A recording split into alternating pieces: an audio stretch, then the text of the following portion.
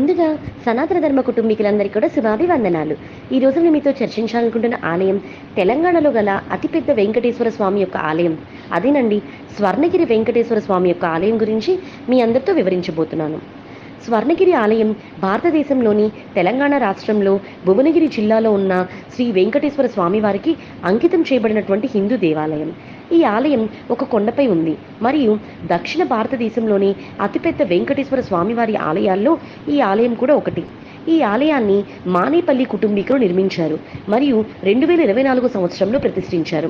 ఈ ఆలయం ద్రావిడ నిర్మాణ శైలిలో నిర్మించబడినది మరియు 4 వైపులా 4 రాజగోపురాలు ఉన్నాయి. ఆలయ ప్రధాన దేవత అయినటువంటి వెంకటేశ్వర స్వామివారి విగ్రహం సాక్షాత్తు 12 అడుగుల ఎత్తుతో ఉంటుంది. ఇది తెలంగాణలోని అతిపెద్ద దేవాలయంగా పరిగణింపబడుతుంది. ఈ ఆలయం భక్తులందరికీ కూడా ఒక ప్రసిద్ధమైనటువంటి యాత్రాస్థలం.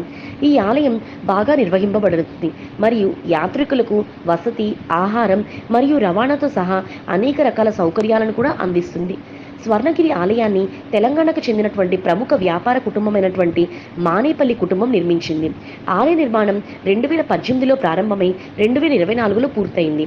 ఈ ఆలయాన్ని ఆంధ్రప్రదేశ్లోని విశాఖపట్నం జిల్లాకు చెందినటువంటి ఆధ్యాత్మిక గురువైనటువంటి త్రిదండి చినజీయర్ స్వామి 2024 మార్చి 7న ప్రతిష్ఠించారు.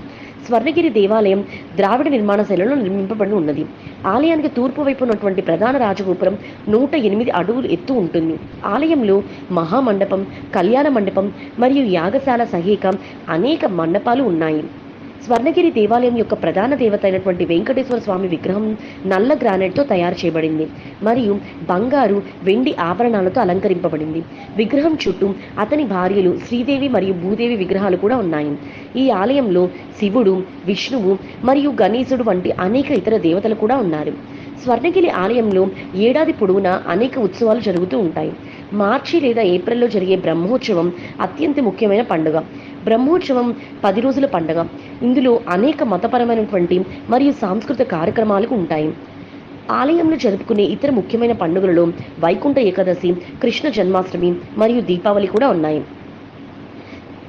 స్వర్ణగిరి దేవాలయం ఒక అందమైన మరియు పవిత్రమైన ప్రదేశం. ఈ ఆలయం ఒక ప్రసిద్ధ పుణ్యక్షేత్రం మరియు తెలంగాణని సందర్శించేవారు తప్పకుండా ఈ ఆలయాన్ని కూడా సందర్శించాలి.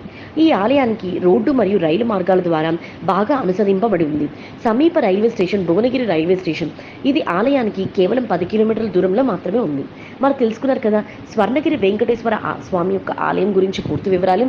ఈ వీడియో చూసిన మీ అందరికీ కూడా కృతజ్ఞతలు. ముందుగా సనాతన ధర్మ కుటుంబీకులందరికీ కూడా శుభాభివందనాలు.